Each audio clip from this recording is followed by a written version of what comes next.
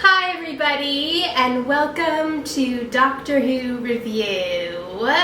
I'm your host, Morgan McAvoy, and today I'll be talking about Episode 7 and the finale of Season 1 of Doctor Who, The Legend of Ruby Sunday, and Empire of Death.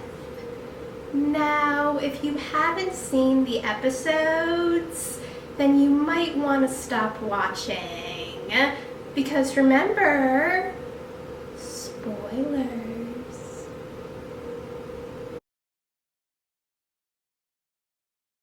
They definitely didn't waste any time since the episode started with the TARDIS landing in Unit. And it was cute to see the Doctor reunite with Rose and Kate. And it was nice to see him meet Harriet and Morris. The Doctor also didn't waste any time when he asked Unit to help him figure out who the woman that he and Ruby have been seeing everywhere they went was. And it wasn't a surprise to find out that Unit already knew about her, and they told the Doctor that her name was Susan Triad.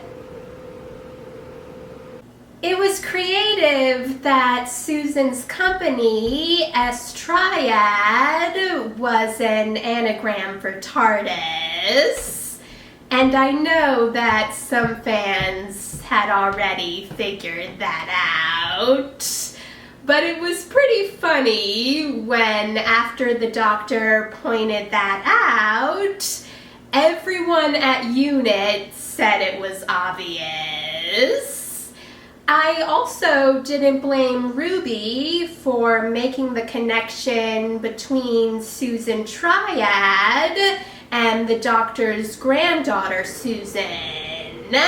And it was also understandable why Ruby couldn't understand why the Doctor wouldn't recognize his own granddaughter, which made the Doctor explain regeneration to Ruby. I also liked that Melanie was working for Susan undercover for Unit, so Unit could learn more about her. And even though he was right, I thought it was funny every time Morris would say the probability of the Susan Triad situation being a trap. Along with the mysteries about Susan Twist's character and Ruby's biological mother, there's been another mystery this season that we haven't heard anything about since the church on Ruby Road. And that is, who is Mrs. Flood and how does she know what a TARDIS is? And even though we didn't get an answer to that question in this episode or in the season finale, we did get some information in this episode and the season finale that seems to hint that Mrs. Flood could be a villain, since she didn't seem to care when she refused to bring cherry tea, and she also referred to the one who waits by saying he waits no more. So I couldn't wait to find out more about Mrs. Flood in the season finale, and after watching the season finale, I still have questions. I also thought it was funny when, after Carla found out that Rose's mother Donna worked for Unit, she decided to go back to UNIT with Ruby and Rose and work with them too.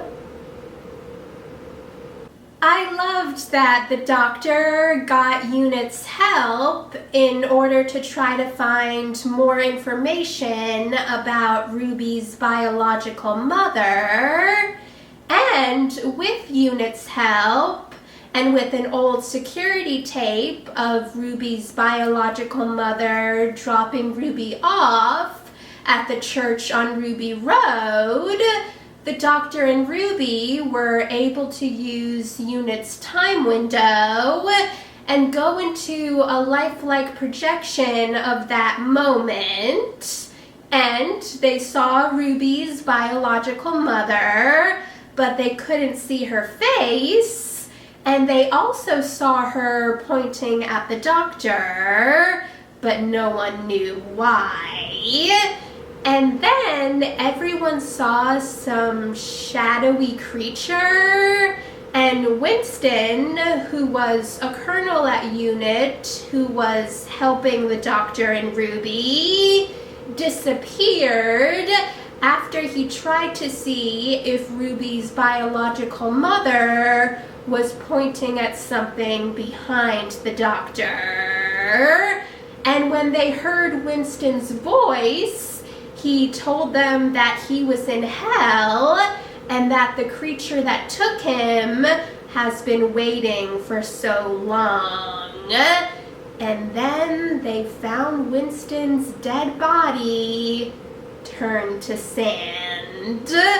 But luckily, in the season finale, Winston was brought back along with everyone else who had died. When the doctor asked Susan if she remembered each version that the doctor and Ruby had seen of her, she clearly did, but thought that she was dreaming. And having the doctor ask her about them clearly freaked her out. It was also concerning when everyone at UNIT saw something surrounding the TARDIS, and when it was revealed that Harriet's last name was Harbinger, which means something that foreshadows a future event. And in this case, it wasn't a good future event.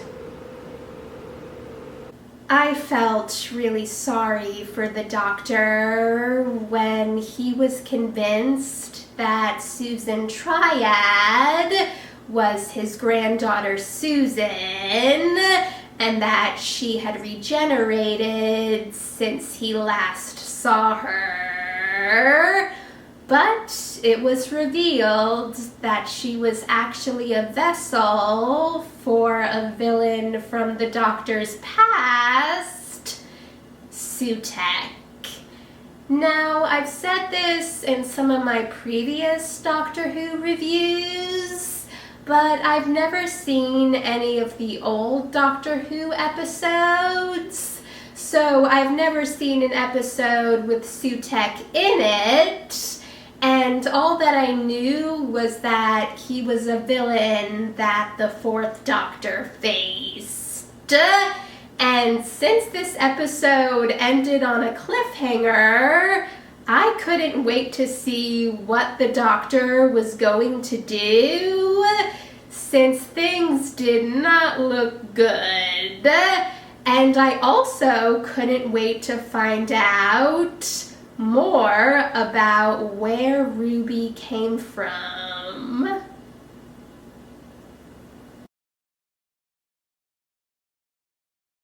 It was really sad to see everyone in the world die in the dust storm caused by Sutekh, including Mrs. Flood, Cherry, Carla, and everyone at UNIT. But I really loved seeing the Doctor and Melanie on the motorcycle. And it was good that the Doctor, Ruby, and Melanie were able to escape into the time window, and they found a memory TARDIS. But Sutekh and Harriet were also there with the real TARDIS, and it was revealed that the Doctor didn't defeat Sutekh during their first meeting, and Sutekh had actually attached himself to the TARDIS and had been traveling with the Doctor ever since. I felt really sorry for the Doctor when he, Ruby, and Melanie were watching the dust covering Earth, since the Doctor blamed himself for what was happening to all of the worlds that he had traveled to. And Ruby and Melanie were right when they told the Doctor that it wasn't his fault, but you could really hear the Doctor's pain when he screamed out into the void. It was interesting to see that Sutekh also wanted to know who Ruby's biological mother was, but it made sense since it was the one thing he didn't know, and he became obsessed with it, to the point that, unknown to the Doctor and Ruby, he was able to control Melanie so she would bring the Doctor and Ruby to him. It was also an emotional scene when the Doctor met the woman who couldn't remember where she was from or that her daughter was dead. But it was really sweet when, after she died, the Doctor promised her that he would use the spoon that she gave him to save the world. Even though Ruby still doesn't remember what happened in the episode 73 Yards, it was a nice callback when she knew that the TARDIS's perception filter casts a field around it that is 73 yards, but she didn't know how she knew that. And the Doctor and Ruby also found out that in 2046, Roger Ap Gilliam makes it a law that everyone had to donate blood so they would have a record of everyone's DNA, which meant that Ruby's biological mother would have to have done that so they would be able to trace her DNA and find out who she is. But right when the Doctor and Ruby were about to find out Ruby's biological mother's name, the Doctor realized that Sutekh was controlling Melanie, and she took the Doctor and Ruby back to Sutekh. It was great seeing Ruby trick Sutekh by telling him that she would tell him her biological mother's name, but right when it looked like she was going to give the screen that had the name on it to Sutekh, she dropped it, which caused it to break, and the Doctor and Ruby were able to tie Sutekh to the TARDIS, and by taking Sutekh through time and space, they were able to bring back all of the people that Sutekh had killed. But the Doctor knew that the only way to really defeat Sutekh was to kill him. And even though it was hard for him to do, the doctor did it. I also couldn't help but think when Kate offered Susan Triad a job at UNIT that Kate was collecting people to work for UNIT like she was collecting Infinity Stones. When Mrs. Flood and Sherry came back to life, and Mrs. Flood called the doctor a clever boy, it made me think of the other character that would call the doctor that, Clara. So is there a connection? Is Mrs. Flood Clara? I would normally say no, since Clara had planned to return to the moment that she died after she was done traveling with Ashilda, and I would assume that if Clara ever did come back, Jenna Coleman would still be playing her. However, I have seen some fans point out that the shirt that Mrs. Flood was wearing in this episode and the previous episode is similar to the last shirt that we ever see Clara in, even though the color's different and the sleeves are different. So, coincidence? Or is there a connection?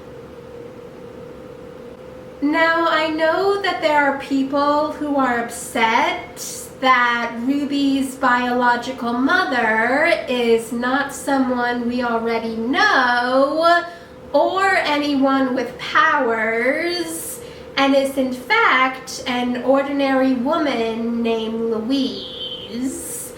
And if I'm honest, I was hoping that Ruby's biological mother would be someone that we know, and I'm still wondering how Ruby made it snow and why Carol of the Bells would play, but I don't hate this reveal, and I liked when the doctor told Ruby that her biological mother was important because they thought that she was important.